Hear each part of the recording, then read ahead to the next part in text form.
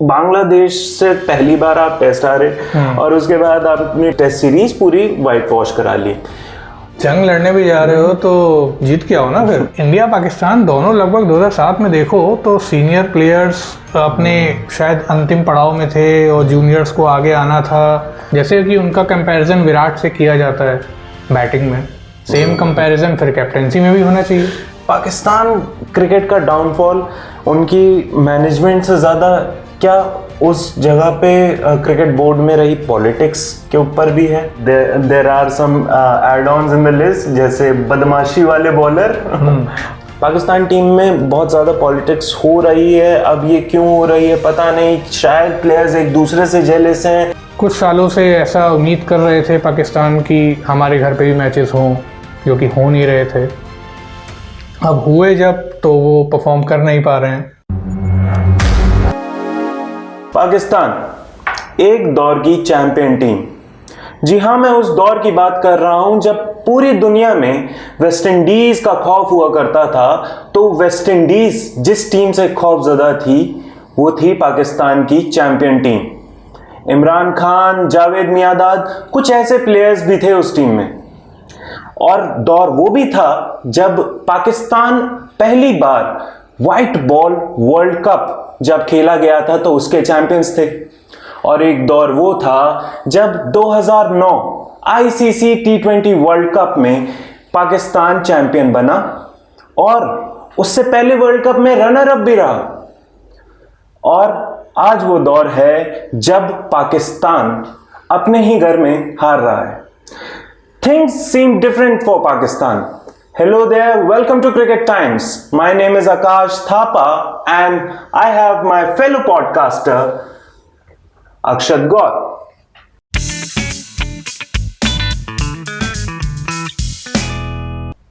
अक्षत sir, Pakistan एक ऐसी team रही है, they were the arch rivals and at some point of time they were ahead of us.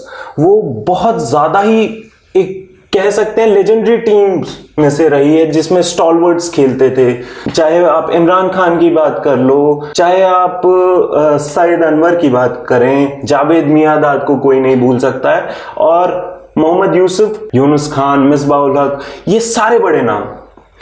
और अब आप पाकिस्तान की टीम को देख रहे हैं। पाकिस्तान टीम को फॉलो कर रहा जा रहा है जिस टीम ने as a young team transition के दौर में भी हमें 2017 का चैंपियंस ट्रॉफी फाइनल हरा दिया था। बट अब क्या हो रहा है पाकिस्तान में? अब ये कैसा ट्रांजिशन है जो खत्म ही नहीं हो रहा है। 10 winless matches at your home turf. Why is it there? Pakistan ऐसा क्यों खेल रही है? देखिए, इस तरह की चीज़ों के 2-3 कारण होते हैं। पहला ये है कि सबसे जो बड़ा सवाल है कि लीडरशिप बहुत बड़ा रोल प्ले करती है। जिस टाइम की आपने बात करी, इमरान खान, उनकी टीम में सारे लेजेंड्स थे, या उसके बाद जो फॉलोअप हुआ जैसे कि इंजमाम उल हक हैं या उसके बाद मिसबाह उल हक हैं, इन सब की अगर आप टीम्स देखें तो मैच मिनट्स की कमी नहीं थी। और अभी की अगर आप टीम देखें तो मैच मिनट्स हैं लेकिन गिनती के हैं, जो अगर नहीं चले तो पूरी टीम पे इम्पैक्ट पड़ता है। तो ये आई गेस सबसे बड़ा रीज़न है कि पाकिस्तान हाल फिलहाल में उस लेवल का परफॉर्म नहीं कर पाई है जिनसे एक्सपेक्टेशन करी जाती है या जितनी उनसे एक्सपेक्टेशन की जाती है। दूसरी चीज़ ये भी है कि एक तो होता है कि भाई पहले क्या था कि पाकिस्तान, अभी कुछ सालों से ऐसा उम्मीद कर रहे थे पाकिस्तान की हमारे घर पे भी मैचेस हों, जो कि हो नहीं रहे थे। अब हुए जब तो वो परफॉर्म कर नहीं पा रहे हैं। तो ये कहीं ना कहीं एक बहुत demoralising kind of a thing है, उनके लिए भी है और फैंस के लिए भी है। अगर आप देखें हाल में जो सीरीज हुई है बांग्लादेश की, रावलपिंडी में दोनों मैचेस हुए और क्राउड आया ही नहीं। फैंस इंटरेस्टेड तभी होंगे जब आपकी टीम परफॉर्म करेगी, फैंस आपको तभी बैक करेंगे। या तो ये है कि भाई आप ऐसी टीम से मुकाबला कर रहे हैं जो एक्स्ट्रॉर्डनरी है, जैसे कि 2000 के या उसके आसपास के ज़माने की ऑस्ट्रेलिया टीम थी, जिनको द इनविंसिबल्स कहते थे कि भाई उनसे तो मुकाबला बहुत कठिन था। बिल्कुल। चलो ठीक है, उनको एक फाइट देना भी अपने आप में बहुत बड़ी बात थी, जैसे कि सौरव गांगुली की टीम ने किया था इन 2003 वर्ल्ड कप फाइनल। लेकिन अभी हाल फिलहाल में पाकिस्तान ने बहुत एवरेज परफॉर्मेंस की है। मतलब बांग्लादेश, मैं ये नहीं कह रहा हूँ कि टीम अच्छी नहीं है, लेकिन अपने घर पे खेलते हुए, और इस समय की बांग्लादेश की टीम में अगर आप देखें तो एक आध ही ऐसे मैच विनर्स हैं, बाकी की टीम जो है थोड़ी सी इनएक्सपीरियंस है। अभी रिसेंटली जो उन्होंने परफॉर्मेंस दी है, उनके तो 2 बिल्कुल नए बॉलर्स थे। बिल्कुल, हसन आई गेस, हसन है उसमें से, और शरीफुल इस्लाम बाहर हो गए थे, हाँ, जबकि वो injured हो गए बहुत थे। अच्छे बॉलर हैं, तो उससे तो बल्कि पाकिस्तान को एडवांटेज लेनी चाहिए थी, but they could not do it. So I guess जो सबसे बड़ा रीज़न है वो यही है कि जो पाकिस्तान क्रिकेट में उथल पुथल इस समय चल रही है पिछले इनफैक्ट 4-5 सालों से, कि कभी इसको कप्तान बनाया जा रहा है, कभी उसको बनाया जा रहा है। पाकिस्तान क्रिकेट बोर्ड में भी यही है कि कोई और चीफ बन गया तो वो बिल्कुल अपनी नई टीम ले आता है। पहले रमीज राजा बने थे, वो अपनी नई टीम ले आए, और हर बार हर सीरीज से पहले कोई डायरेक्टर चेंज हो गया। तो क्या होता है, इन सब चीज़ों का इम्पैक्ट प्लेयर्स की परफॉर्मेंस से पड़ता है। तो ये आई गेस सबसे बड़ा रीज़न है हाल फिलहाल में जो पाकिस्तान की परफॉर्मेंस डाउन हुई है। एक तो पाकिस्तान में वो भी तो चल रहा है ना, जो सर्जरी। हाँ, नकवी साहब ने बोला कि सर्जरी की जाएगी, वहीं पे प्लेयर्स कोई बीमार है क्या लगे पड़े थे। परफॉर्मेंस देख के तो यही लग रहा है। वो पूरी क्रिकेट बीमार लग रही है, कह रहे अभी तो। पाकिस्तान टीम वही के, जैसा कि आपने कहा कि बांग्लादेश एक ऐसी टीम नहीं है कि जो क्या कहते हैं खराब है, लेकिन एक ऐसी टीम भी नहीं है कि जो बहुत ही एक्स्ट्राऑर्डिनरीली अच्छी हो। और आप बांग्लादेश से पहली बार आप टेस्ट हारे, और उसके बाद आपने टेस्ट सीरीज पूरी वाइट वॉश करा ली। उससे पहले आप मीनोस से भी बहुत ज्यादा हार रहे हैं। आप से मेरा मतलब है कि पाकिस्तान टीम मीनोस के सामने बहुत ज्यादा हार रही है। जैसे आप T20 वर्ल्ड कप्स में ले लें, जो छोटी टीम आती है वो पाकिस्तान के सामने अच्छा परफॉर्म करके जा रही है। USA is a big example. USA सबसे छोटी टीम्स में से एक थी। जिम्बाब्वे, अरे आप जिम्बाब्वे से कितना खेल रहे हैं और उसके बाद भी आप जिम्बाब्वे से हार रहे हैं। पहली बात तो आप जिम्बाब्वे से ज्यादा खेल क्यों रहे हैं? आप एक बड़ी टीम थे, आप टेस्ट प्लेइंग नेशंस दोनों ही हैं, लेकिन पाकिस्तान का एक अलग स्तर हुआ करता था, और अब पाकिस्तान हार रही है। वो दुखद है एज अ क्रिकेटिंग फैन के लिए कि आपके पास सब कॉन्टिनेंट में कोई चैलेंजिंग पोजीशन नहीं होगी। मुझे ये बात की खुशी है कि श्रीलंका आ गई है वापस। They are challenging, they are back on the track, and वहीं पे Pakistan is losing their way at the end of the day. Pakistan अपने ही घर पे इंग्लैंड से हारी। न्यूजीलैंड बार बार जाते हैं। न्यूजीलैंड के प्लेयर्स, अब तो उन्होंने अपने सीनियर प्लेयर्स भी भेजना बंद कर दिए हैं। जब न्यूजीलैंड जा रही है तो उनके प्लेयर्स प्रेफर करते हैं कि हम IPL या फ्रेंचाइजी क्रिकेट खेल लें rather than going to Pakistan. वहीं पे इंग्लैंड जब जाती है टीम, इंग्लैंड कभी नहीं जीत रही थी पाकिस्तान में। इंग्लैंड गई, उन्हें हाईवे पिचेस मिली, और इंग्लैंड ने इतने रन मारे जितने पाकिस्तान ने सोचे भी नहीं होंगे, और मार मार के सीरीज अपने नाम करके गए। तो वही चीज सीरीज के बारे में बात करते हुए आगे बढ़ते हैं कि पाकिस्तान टीम में बहुत ज़्यादा पॉलिटिक्स हो रही है। अब ये क्यों हो रही है पता नहीं, शायद प्लेयर्स एक दूसरे से जेलस हैं, बहुत अलग अलग चीज़ें हैं, पर एक चीज़ निकल के आ रही है, the musical chairs that captaincy is playing in Pakistan. मतलब कैप्टेंसी ऐसे बट रही है, अलग अलग लोग, पहले बाबर कप्तान बनाए गए, सरफराज अहमद को हटाया गया था, सरफराज अहमद हटे, बाहर चले गए, अब सरफराज अहमद वापस टीम में है। बाबर कैप्टेंसी से हटाए गए, फिर वापस बुलाए गए, और वर्ल्ड कप में आप उस चीज़ का हाल देख रहे हैं। तो क्या ये पाकिस्तान क्रिकेट के लिए ज़्यादा ही ख़राब चीज़ नहीं हो गई है कि कैप्टन्स उनके पास नहीं है? देखिए, पाकिस्तान क्रिकेट अपने आप में एक स्टडी करने लायक चीज़ रही है शुरू से। क्योंकि पाकिस्तान में ये सब चीज़ें बहुत पहले से होती हैं कि पाकिस्तान में एकदम से चीज़ें बदलती हैं। जो भी पीसीबी चीफ बनता है वो अपने पसंदीदा प्लेयर्स, पसंदीदा कैप्टन्स उनके आते हैं। ये पाकिस्तान की एक हिस्ट्री रही है। लेकिन होता क्या है कि जब आपकी टीम परफॉर्म अच्छा करती है ना, तो ये सब चीज़ें छिप जाती हैं, ये सब चीज़ें लाइमलाइट में आती नहीं है। जब परफॉर्म नहीं करती हैं तब ये सब चीज़ें एकदम से सामने आने लगती हैं और लोग उसकी बात करने लगते हैं। ऐसा पहले भी होता था, इंजमाम उलग के टाइम भी होता था, उसके बाद यूसुफ के टाइम भी होता था, मिसबा के टाइम भी होता था, बट वो लोग परफॉर्म करते थे। आई मीन वाइट बॉल में people might ask some questions about that, but लेकिन टेस्ट क्रिकेट में उन्होंने अपना एक लेगेसी बना के रखी हुई थी, जो लेगेसी उनके सीनियर प्लेयर्स छोड़ के गए थे। लेकिन अनफॉर्चुनेटली बाबर और उनकी टीम ने ऐसी लेगेसी बनाने में वो लोग काबिल नहीं रहे हैं। और उसके पीछे कारण तो फिर जैसा अभी हम लोग ने डिस्कस किया कि एक तो यही है कि इंटरनल पॉलिटिक्स या जो उथल पुथल चल रहा है, एक तो वो भी है। दूसरा ये भी है कि इंस्पिरेशन की बहुत कमी है, कि पहले की जो प्लेयर्स थे वो सामने से आके लीड करते थे, जो भी कैप्टन इनिशिएटिव लेते थे। अभी अगर आप बाबर आजम की परफॉर्मेंसेस को देखें, और हाइप उनको किया गया है जो कि गलत नहीं है, मतलब he is a talented player, he is a class player actually, no doubt. लेकिन क्लास प्लेयर होने के साथ साथ जब आपको एक एडेड रिस्पॉन्सिबिलिटी मिली है तो आपकी फिर वो लीडरशिप झलकनी चाहिए, जो झलकी नहीं है। जैसे कि उनका कंपैरिजन विराट से किया जाता है बैटिंग में, सेम कंपैरिजन फिर कैप्टेंसी में भी होना चाहिए।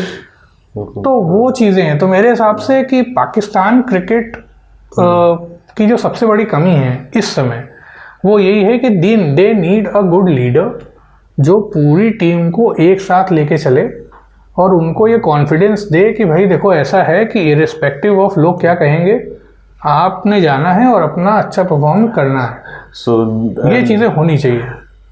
There are some add-ons in the list, जैसे बदमाशी वाले बॉलर और क्या कहते हैं निडर कप्तान।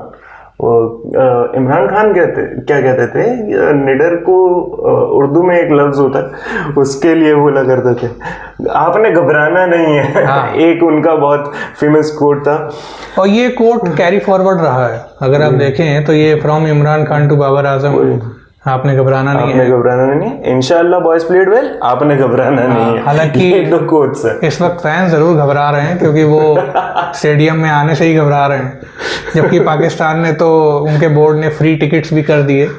आई mean we not taking shots at Pakistan, but I am just saying कि भाई जो रियलिटी है वो यही है कि आज के दौर में पाकिस्तान की टीम जो है वो अंडर लॉट्स ऑफ क्वेश्चंस, क्योंकि परफॉर्म आप कर नहीं पा रहे हो, घर पे नहीं परफॉर्म कर पा रहे हो, ओवरसीज़ में आपकी क्या कंडीशंस रहती हैं, क्या आपकी हिस्ट्री रही है, ये सबको पता है। तो ऐसे में दे नीड अ रिवाइवल, और उसके लिए भाई कुछ तो करना ही पड़ेगा, और उसके लिए फैंस तो करेंगे नहीं, जाहिर है आपको करना पड़ेगा। जब आपके घर में ही फैंस नहीं देखने आ रहे हैं तो ग्लोबली आपको क्या सपोर्ट मिलेगा। और ऐसा नहीं है कि पाकिस्तान पहले जो है इन दौर से निकली नहीं है। पाकिस्तान ने बहुत डार्केस्ट ऑफ टाइम्स देखे हैं, और चाहे वो 2007 का वर्ल्ड कप हो जब बॉब वुलमर के साथ एक क्या कहते हैं एक केस था, उसके बारे में ना डिस्कस करके आगे बढ़ते हैं। 2009 में स्पॉट फिक्सिंग का एक दौर आया था जब मोहम्मद आमिर, मोहम्मद आसिफ और सलमान भट्ट क्या कहते हैं पकड़े गए थे स्पॉट फिक्सिंग के टाइम में। और 2009 में क्रिकेट के मतलब से सबसे डार्क दिनों में से एक, जब क्या कहते हैं श्रीलंकन टीम जो गई हुई थी उन पे टेररिस्ट अटैक हुआ था। उसके बाद पाकिस्तान वापस आया और 2017 में चैंपियंस ट्रॉफी जीती, जो कि हाँ एक दिल को मलाल है कि इंडिया उस टाइम पे चैंपियन टीम थी और वो नहीं जीत पाई, लेकिन we are still champions at that point, and at that point of time we were playing like invincibles. बात करी जाए कि एक पाकिस्तान टीम चैंपियन रही, तो इनमें बकायदा प्लेयर्स भी थे जिन्होंने कमबैक करवाया पाकिस्तान का, लेकिन अब वो प्लेयर्स रिटायर हो गए हैं। तो वो रिटायर्ड प्लेयर्स हैं, लेकिन they still give criticism. And don't you think कि पाकिस्तान की क्रिकेट जो इतनी ज़्यादा पीछे हुई है वो इन प्लेयर्स के आगे बढ़ के इनिशिएटिव ना ले पाने के कारण भी हुई है, क्योंकि ये प्लेयर्स आगे आते हैं, वहाँ पे सिफारिशी पर्चे चलती हैं, मैनेजमेंट फॉल्ट भी है, बट जो प्लेयर्स हैं वो कुछ ज़्यादा ही ओवर क्रिटिसाइज करते हैं अपने प्लेयर्स को।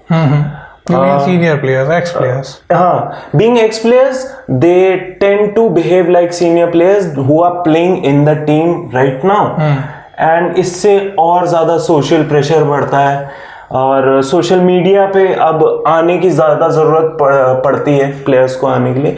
तो don't you think that ex players, former players should put a leash on their words जब वो क्रिटिसाइज करते हैं अपनी टीम को, and they don't back their players any more these days? देखिए, इस सवाल पे आने से पहले, जैसे कि आपने बताया कि 2007 में बॉब वुलमर वाला केस हुआ, उसके बाद उन्होंने कमबैक किया, 2009 में वर्ल्ड कप जीते, देन एंड अगेन कुछ हुआ एंड देन फिर उन्होंने कमबैक किया।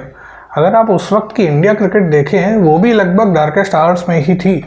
2007 में इंडिया ग्रुप स्टेज से बाहर हो गई थी, इंडिया एंड पाकिस्तान बोथ, और उसके बाद इंडिया क्रिकेट की क्या हालत थी सबको पता है। फिर एक यंग टीम भेजी गई और इनॉग्रल T20 इवेंट में उन्होंने वर्ल्ड कप जीता, and the rest is history. तो इंडिया पाकिस्तान दोनों लगभग 2007 में देखो तो सीनियर प्लेयर्स अपने शायद अंतिम पड़ाव में थे और जूनियर्स को आगे आना था, और दोनों ने ही कमबैक किया, जो जिसको बोलते हैं कि एडवर्स कंडीशंस थी, और उन्होंने कमबैक किया। लेकिन इंडिया ने वो कंटिन्यूटी बनाए रखी।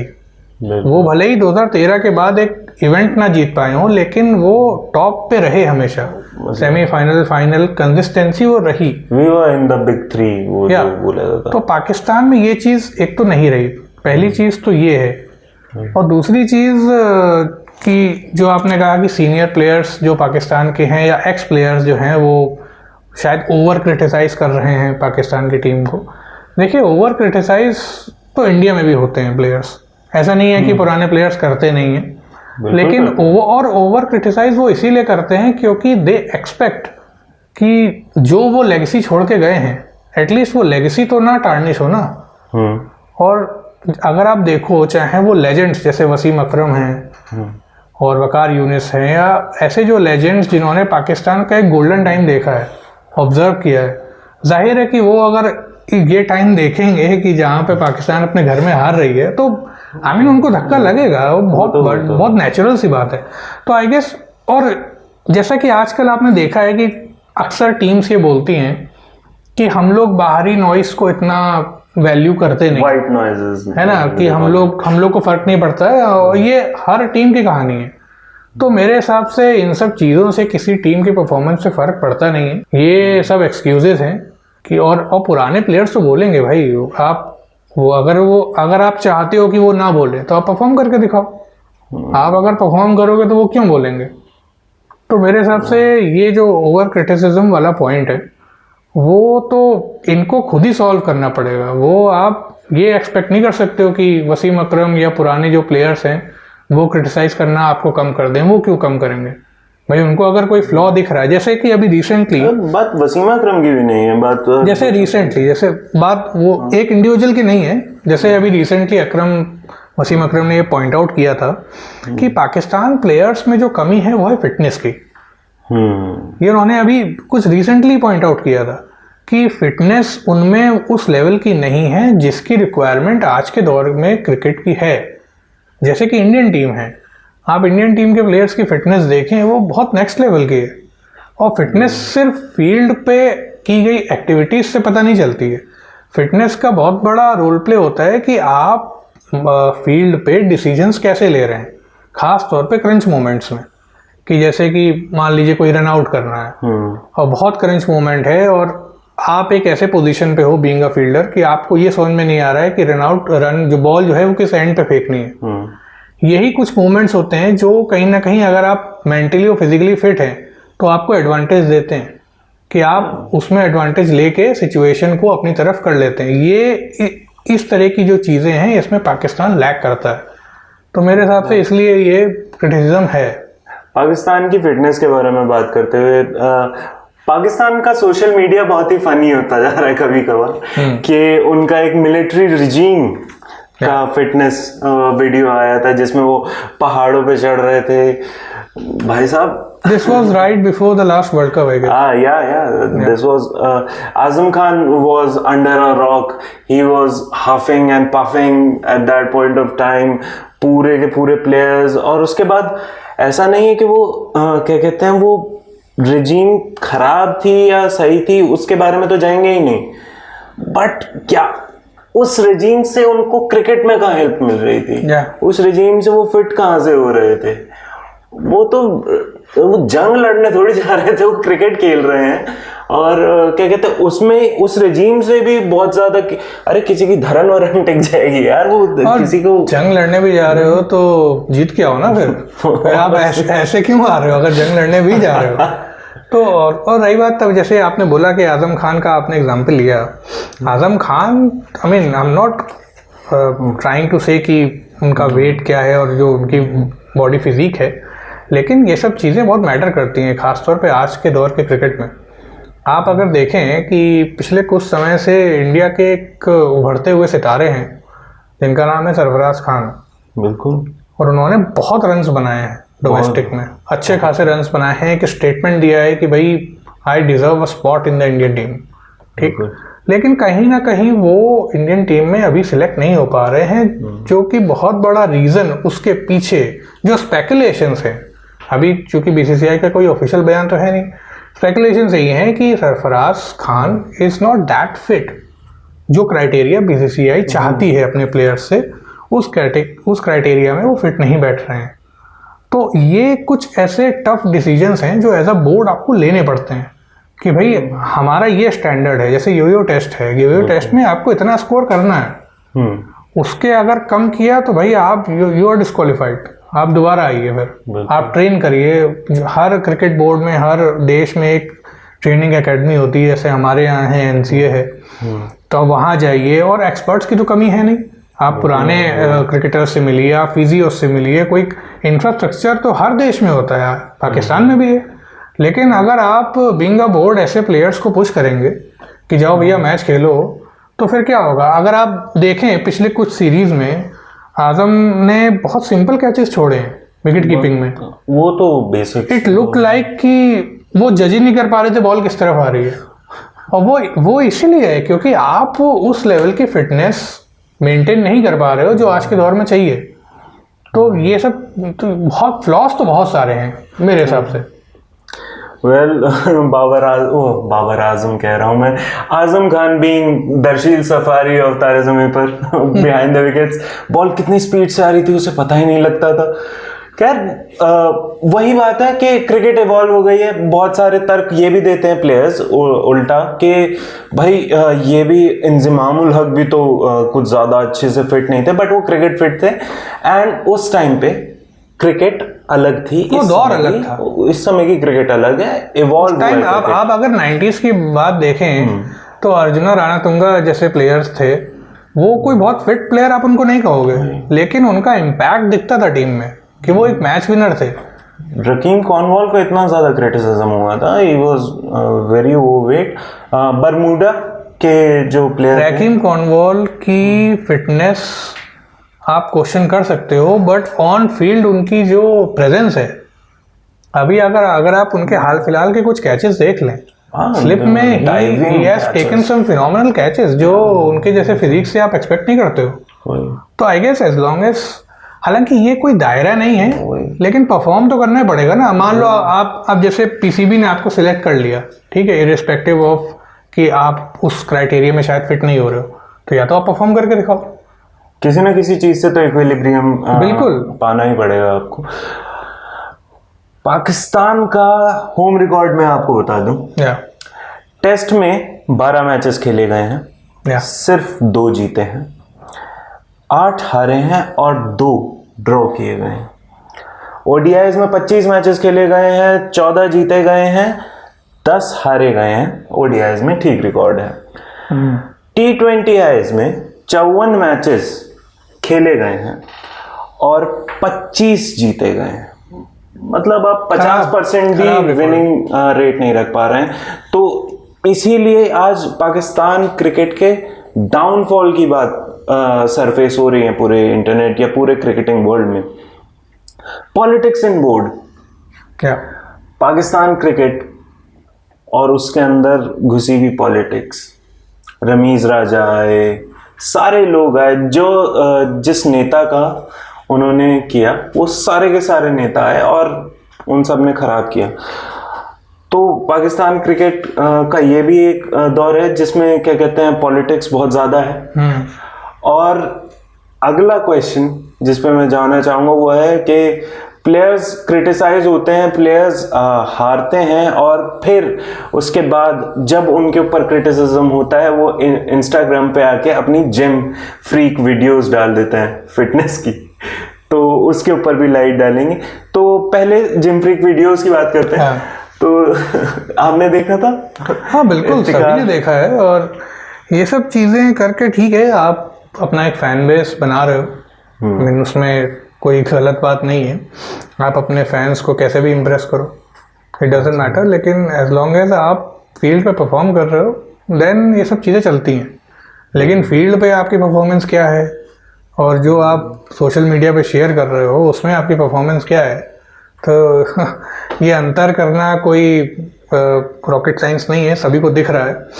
तो ये सब चीज़ें करने में ध्यान देने की बजाय अगर आप उस पर फोकस करें जो आपसे एक्सपेक्टेशन की जाती है, आई गेस वो ज़्यादा बेटर रहेगा। और सोशल मीडिया से पाकिस्तान बहुत ज़्यादा दुखी है, क्योंकि सोशल मीडिया से ही एक चीज़ सरफेस हुई थी, बाबर आजम और शाहीन अफरीदी की बहस।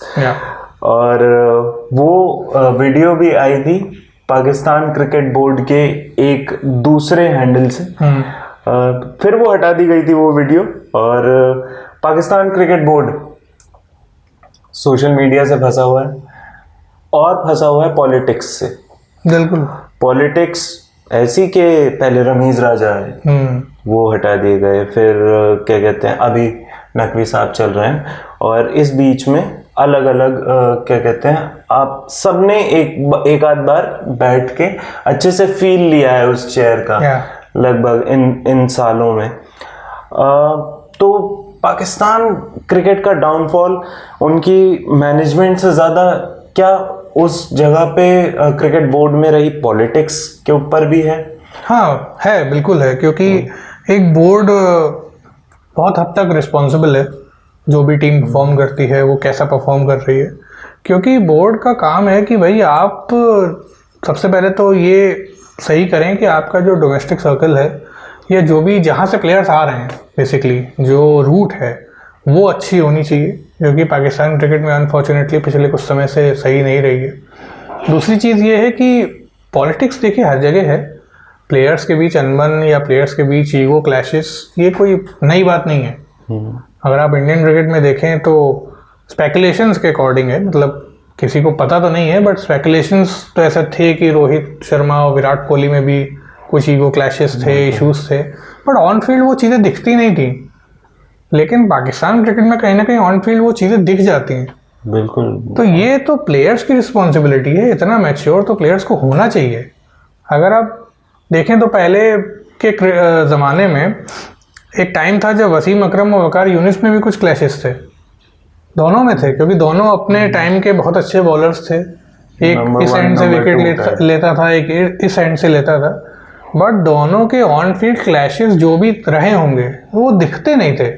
अभी के दौर में क्या है कि या तो कोई बयान ऐसे दे देता है प्रेस कॉन्फ्रेंस में आके कि उसका कुछ अलग ही मतलब निकाल लिया जाता है। तो पहली बात तो ये है कि बयान देने की ज़रूरत क्या है, वही पहली बात तो ये है। तो मेरे हिसाब से बोर्ड तो बिल्कुल रिस्पॉन्सिबल है और कहीं ना कहीं प्लेयर्स भी रिस्पॉन्सिबल हैं। ये जो स्पेकुलेशंस जो उड़ते हैं, आप चाहो तो उनको 2 मिनट में उसको ख़त्म कर सकते हो ये दिखा के कि भाई कोई इशू नहीं है।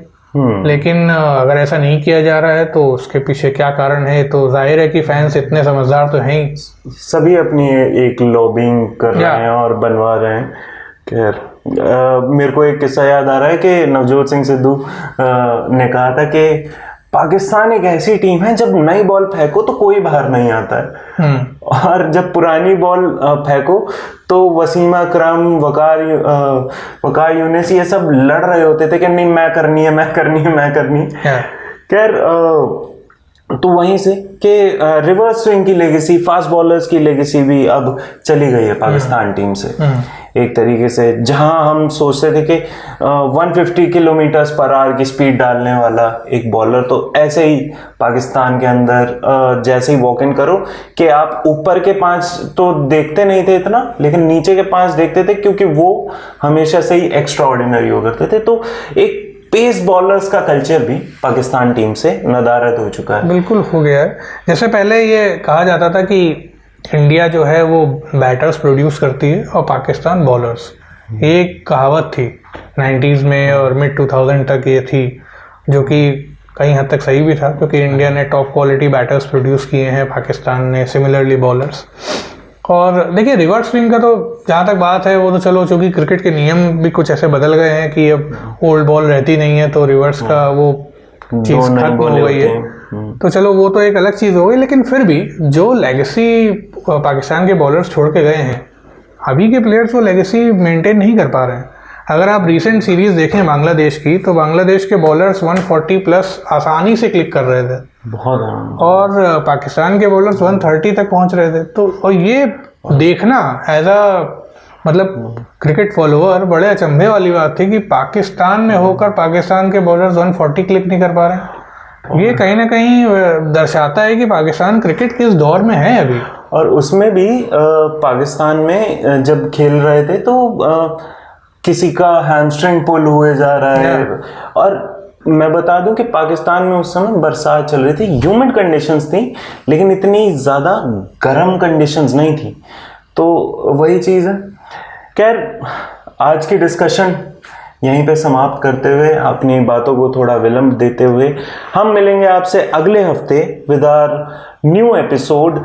Till then please, if you like this video, like the video, share it with your pals, comment down below how you are liking this video and your suggestions as well. तब तक के लिए cricket times को subscribe करें और bell icon press कर दें ताकि आप कोई भी वीडियो मिस ना करें। Thank you so much. Thank you sir. Thank you.